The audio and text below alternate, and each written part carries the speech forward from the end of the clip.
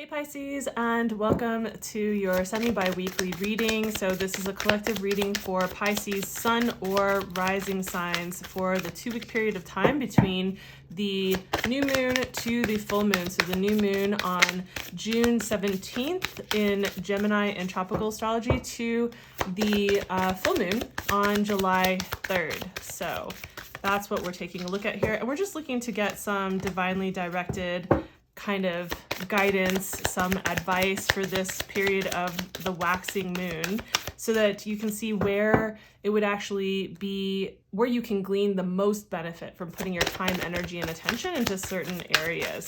These are meant to be short and sweet. You might have noticed recently, I felt that card. You might have noticed recently that that I was incorporating astrology into these videos. However, it was just making the videos really long, and these are meant to be really like short compared to the month-long videos. So I've moved that over into a separate video. So I'll put that up on the screen towards the end of this video. That's time-stamped, and it's for the rest of June. So it doesn't go, like this goes until July 3rd, but the video for astrology is the astrological highlights that I lay out, and it's time-stamped until the end of June. So you can check that out if you would like to, if you were interested in knowing more about this particular new moon and also just what else is going on. But that's where you'll find that. So this week, this 2-week period of time is out of the moons that we've had over the last couple of months, it's one of the ones that I actually think is a really good one for setting those intentions, planting those seeds, and building momentum in a direction that feels good for your life, for what you want to create, right? So all right, Pisces, let's take a look at what we've got going on here. So we are looking at what area of life is being pointed out to you. Like here is the way that I'm thinking about this is kind of like you plant your seeds here at the new moon, and to see the biggest, best, most beautiful bounty of like harvest that you can actually see from here to the full moon. And as it goes on, because we know that sometimes it takes more than one lunation cycle for things to like really manifest and get going, but you build the momentum, and like this is where you're going to see the most fruit from your effort, right? And so we're looking at like the kind of the linchpin in what would really ripple out and affect all areas of your life if you were to spend a 2-week period of time putting your time, energy, and attention into one area. And we're looking at the 11th house here. I love this. 11th house is definitely about community for sure, you know, and about being connected and about your support network, your friends, your community, the groups that you belong to, the social groups that you belong to, in whatever way that looks, whether you're like a house head or you are in a permaculture group or like whatever that looks like for you. And so it's that connectedness and being a part of community. And, you know, there's a supportive quality to that, you know, in having and being connected to people. I think that that's a really beautiful quality. You know, and especially for Pisces, for a water sign, I think it's important to have that kind of support.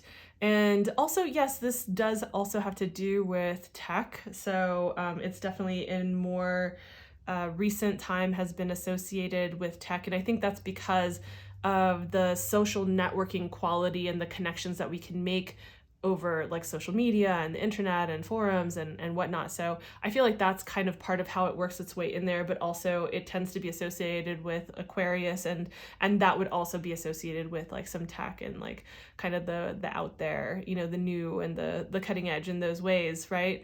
So that's what we have showing up here for you. I feel like it's more directed towards community, whether that be through tech or whether that be in person, but really just like paying attention to who you're connected to and nurturing and nourishing those kinds of experiences. And also part of the reason that I say this, I really love how how the Knight of Cups is like galloping towards the community here.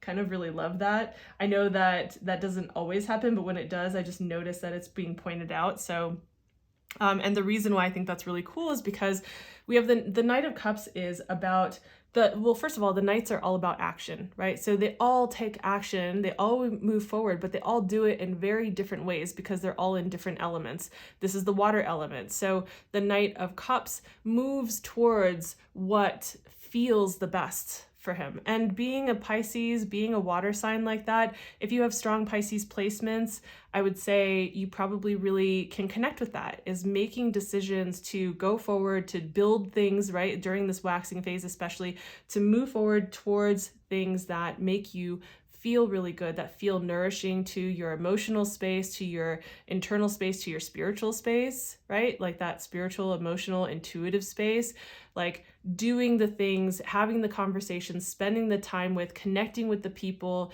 you know, going to the events, whatever it is that brings you into a space that feels really beautiful to you, whatever that's like. So, and that's why I thought it was so cool to just see that with how this night operates is going towards what feels good and nourishing with regard to like community in whatever sense that means, you know, something for you. So I feel like this is really clear. I really love how this comes together very, very easily and very beautifully. So I definitely think that I'm not going to pull any other cards on this one, you know? So I just say move towards what feels the most nourishing and best for you and your community and your connections and your support, you know, structures in all of these ways on, you know, an emotional and spiritual and intuitive level, you know, especially given all of that like water. And I love how the Knight of Cups, you know, being a water sign, that the cups is what came up for you. So I will have up here on the screen the video for the overall month of June for Pisces, in case you want to kind of like put this inside the context of the month, so that you can take a look at that. And also, like I said, I'll have the astrology up on the screen as well, so you can go to that time-stamped video and check that out. So I hope that this was insightful, helpful, gave you kind of like a nod or a wink from the universe about something that's already going on for you, so it makes sense and feels resonant. And if it did, please consider giving the video a like. It does help me as I'm building this channel. And if you haven't subscribed already, consider doing that and hitting the notification bell so you don't miss out on any of these videos or any of the other ones that I have planned on the horizon with astrology and with tarot and more. So thank you for your time. Thank you for being here, and I'll see you in the next video. Bye.